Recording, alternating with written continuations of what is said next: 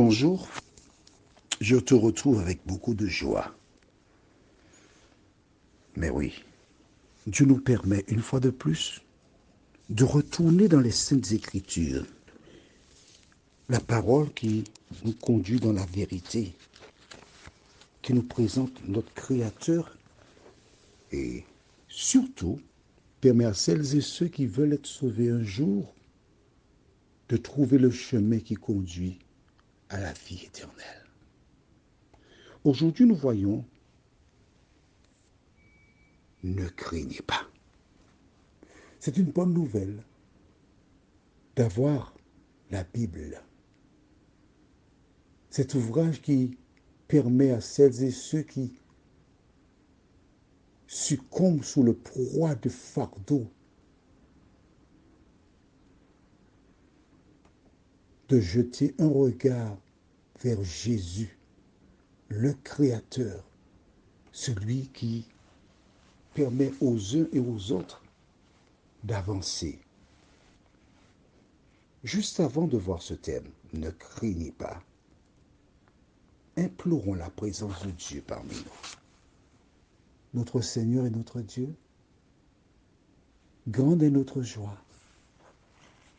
car au fil des jours, nous voyons que tu n'as pas abandonné la créature. Nous voyons que tu te tiens à côté de nous et tu désires nous sauver. Merci Seigneur pour ta présence. Tandis que nous lirons maintenant les Écritures, que le Saint-Esprit continue de nous éclairer, nous conduise dans toute la vérité. Cette grâce, nous te la réclamons, non pas parce que nous en sommes dignes, non Seigneur. Nous sommes des pécheurs, mais tout simplement parce que Jésus est mort pour nous sauver et en lui nous avons la vie éternelle. Merci Seigneur, au nom de Jésus. Amen. Lisons donc dans le livre de Jérémie, chapitre 42, les versets 7 à 12 qui suit. 10 jours après, la parole de l'Éternel fut adressée à Jérémie. Et Jérémie appela Jochanan, fils de Karéach, tous les chefs des troupes qui étaient avec lui, et tout le peuple depuis le plus petit jusqu'au plus grand. Il leur dit, « Ainsi parle l'Éternel, le Dieu d'Israël. Vers qui vous m'avez envoyé pour que je lui présente vos supplications? Si vous restez dans ce pays, je vous y établirai et je ne vous détruirai pas. Je vous planterai et je ne vous arracherai pas, car je me repens du mal que je vous ai fait. Ne craignez pas le roi de Babylone, dont vous avez peur. Ne le craignez pas, dit l'Éternel, car je suis avec vous pour vous sauver et vous délivrer de sa main.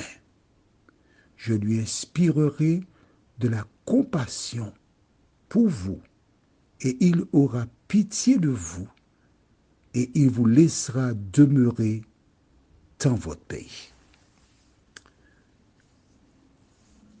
Ces textes sont intéressants.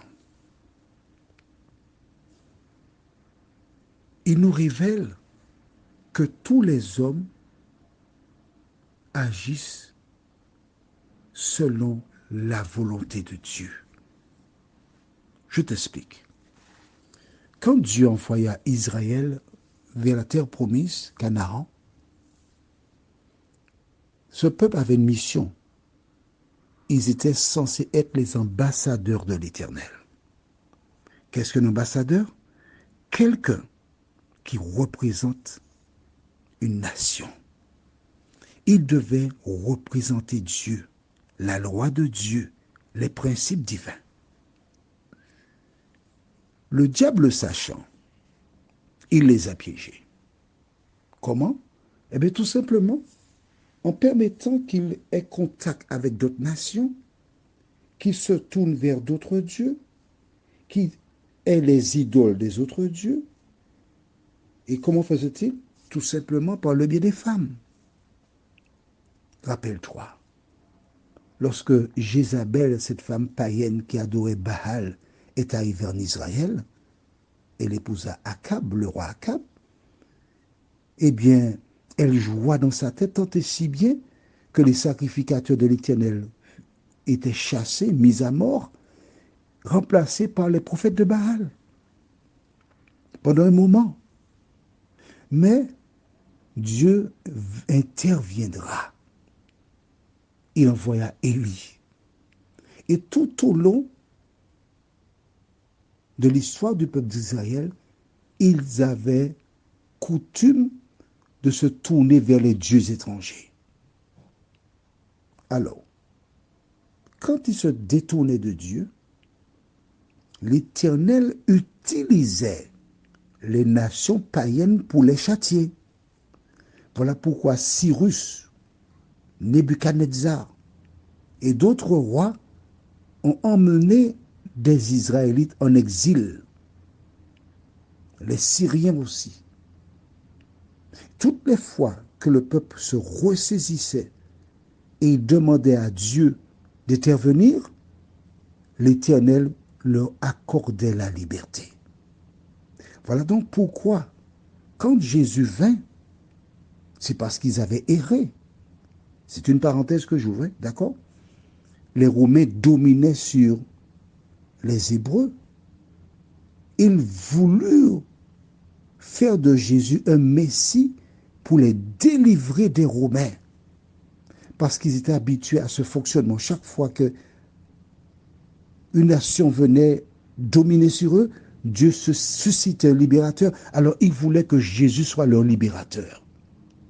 Jésus, certes, est un libérateur, mais pas pour les Juifs. Il est le libérateur de la race humaine, désireux que les hommes soient sauvés. Revenons, si tu le veux bien, au livre de Jérémie, toujours 42, verset 12. Que dit Dieu? Bon, si tu préfères, lisons versets 11 et 12. Ne craignez pas le roi de Babylone, dont vous avez peur. Ne le craignez pas, dit l'Éternel, car je suis avec vous, pour vous sauver et vous délivrer de sa main. Il parle là du futur. Mais pour l'heure, que fait-il? Verset 12. Je lui inspirerai de la compassion pour vous, et il aura pitié de vous, et il vous laissera demeurer dans votre pays. Donc Dieu intervient. Des rois que certains appellent des rois païens, Dieu les utilise. Quand Israël était dans les normes selon la parole de Dieu, Dieu utilisait Israël pour châtier les nations.